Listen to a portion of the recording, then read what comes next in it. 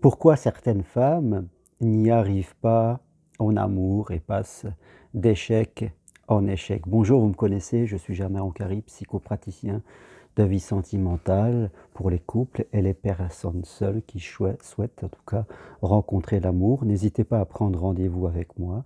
C'est possible à distance de chez vous par Skype, WhatsApp, téléphone pour faire un point de votre situation afin que je vous apporte des clés d'évolution qui vous permettront d'être heureux en amour. Toutes les infos sur mon site germainrocari.com ou sur le texte au bas de cette vidéo. Alors, pourquoi certaines femmes n'y arrivent pas en amour? Je parle principalement des femmes parce que c'est vrai que en majorité, ce sont plutôt des femmes qui prennent rendez-vous avec moi. J'ai aussi des hommes, bien sûr, mais qui viennent pour d'autres demandes. Les hommes n'ont pas souvent la même problématique que les femmes. Souvent, c'est parce que, je dirais, face aux femmes, à ces femmes qui sont très autonomes, comme le disent certaines, eh bien, ils perdent un peu leurs repères. Comme ils n'ont plus grand-chose à apporter de façon matérielle, ils ne savent plus parfois comment approcher certaines femmes, et c'est un peu leur difficulté principale, la peur de ne pas être à la hauteur des attentes parfois exagérées, et des pressions que peuvent mettre certaines femmes sur les hommes, c'est-à-dire la pression d'être comme la femme veut que l'homme soit. Pas facile à supporter, donc ça fait peur et les hommes restent en retrait. Et bien sûr, ça fait le lien avec les quelques mots que je veux partager avec vous aujourd'hui sur pourquoi certaines femmes ne s'en sortent pas en amour. Alors, comme je le dis souvent, je n'ai pas la prétention d'avoir la vérité absolue, chaque cas doit s'étudier en tant que tel, chaque histoire a sa propre vérité. Il ne faut jamais tirer des généralités de certains faits. Les observer en tant que tels, on peut en tirer je dirais des indications d'évolution, mais ne jamais croire que c'est une vérité absolue. Alors, dans les femmes qui viennent me voir et que je rencontre et qui parfois rencontrent deux difficultés, il y a deux groupes bien distincts, je dirais. Le premier, c'est ces femmes qui veulent donner. Elles veulent donner parce que souvent elles ont été éduquées à donner, on leur a appris qu'il fallait faire plaisir à l'autre, elles sont dans l'action, dans l'hyperaction, toujours à donner pour être aimées, pour être acceptées. Il peut y avoir à l'intérieur d'elles-mêmes des blessures, je dirais de l'abandon, de la dévalorisation, qu'elles essayent indirectement de compenser par un excès de don de soi. C'est pas facile pour elles de retenir cette puissance qu'il y a à donner. Souvent, elles vont très vite et elles en font trop. Certaines sont proches quelquefois de la soumission, de toujours se suradapter pour l'autre. Et ça va très vite. Dès au début de la soumission, de la relation, elles donnent très rapidement que, fin de compte, elles mettent en place les rendez-vous, c'est elles qui se déplacent. Dès que vous avez besoin de quelque chose, elles sont là. Il y a toujours un trop. Voilà. À trop donner, eh bien, ça provoque la loi de l'effet inverse, c'est-à-dire que l'autre, eh bien, il n'a pas le temps de développer ce qu'il voudrait vous apporter parce que vous allez trop vite. Et fin de compte, ça casse un peu la motivation de l'homme qui est en face. Vous devenez prévisible, voire ennuyeuse, parce que je dirais qu'il n'y a rien de plus ennuyeux qu'une personne en face de nous qui est toujours là à trop en faire pour nous. Vous-même, si vous rencontrez quelqu'un qui serait toujours là à être trop au petit soin avec vous, à trop en faire, ça vous ennuierait et vous, je dirais, seriez en train de dire non à la relation parce que ce n'est pas ce que vous attendez d'une personne en face de vous. Donc voilà, ce premier groupe de femmes doivent progresser dans l'idée qu'il faut qu'elles pensent à elles, parce que ce que l'on recherche, c'est une identité, c'est une personne qui soit bien dans ses baskets, normalement bien dans ses baskets, autant qu'on peut l'être dans ses baskets, hein. Je dirais une personne qui a une identité, qui a des idées, et qui n'est pas seulement là pour nous servir. Alors, ce trop, ces blessures que peuvent avoir ce groupe de femmes provoquent ces comportements très rapides de vouloir s'adapter à l'autre. Et c'est ça qu'il va falloir gommer. Voilà. Laisser de la place aux autres. Une bouteille, ça contient 1 litre. Si vous prenez déjà, vous, 75%, 75 centilitres, forcément, l'autre n'a plus de place, il va redevenir passif.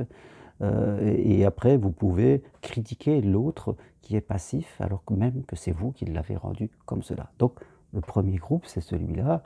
La peur de ne pas être aimé, et du coup, on en fait trop, et tout à la fin, on est rejeté. Le deuxième groupe, ça va être plutôt des femmes qui ont des critères trop rigides. Il y a une sorte de rigidité, il y a une sorte de manque de souplesse qui fait que, voilà, on a des attentes sur l'autre, je dirais, qui sont très précises. On veut qu'il soit gentil, qu'il m'écoute, qu'il ait de l'argent, qu'il mesure tant, qu'il soit de telle religion, mais pas trop, juste un petit peu.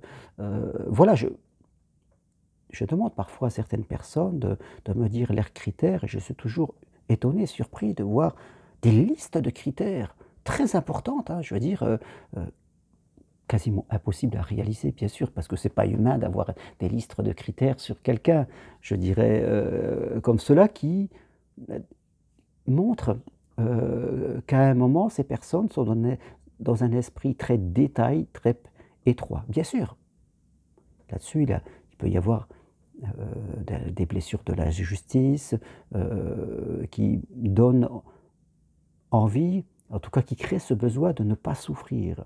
Il y a toujours, quand on met en place un comportement, c'est toujours pour une bonne raison. Les premières, comme je disais, celles qui donnent trop, c'est, je dirais, l'attention positive dans le comportement, c'est d'être aimé, c'est très important. Elle, c'est pour ne pas être emporté là où je ne veux pas aller. Donc je mets plein de critères qui sont comme des poids de passage, qui vont me sécuriser. Il y a un besoin de sécurité. Si tous mes critères sont remplis, je serai en sécurité.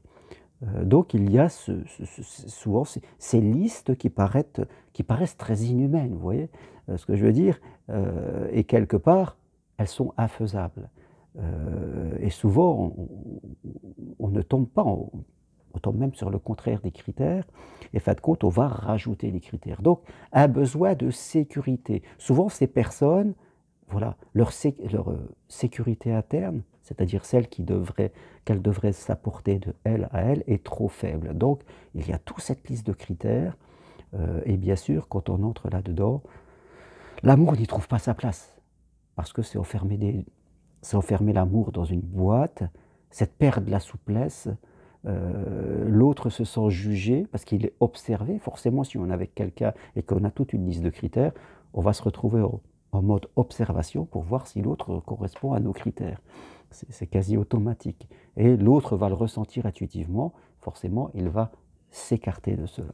Donc, autant le premier groupe, je disais que ces femmes avaient besoin de reconstruire la confiance en elles et de s'occuper d'elles au moins autant que des autres.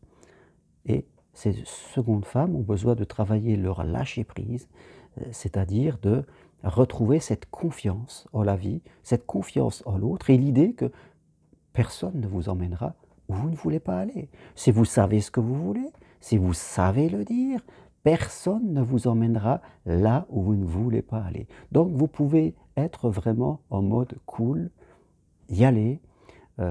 Vous avez tous les moyens pour rester dans votre sécurité. Voilà les deux grands groupes, je dirais, de problématiques qui concernent certaines femmes et qui passent d'échec en échec. Les premières doivent, je le rappelle, travailler sur elles-mêmes pour, en tout cas, s'occuper d'elles-mêmes, travailler leur identité, ne pas être que des personnes qui donnent, et les secondes, retravailler leur lâcher-prise, leur souplesse, pour laisser de la place à l'autre qui puisse aussi développer sa personnalité sans être contrôlé afin de voir en tout cas qu'il correspond à tous les critères qui étaient attendus.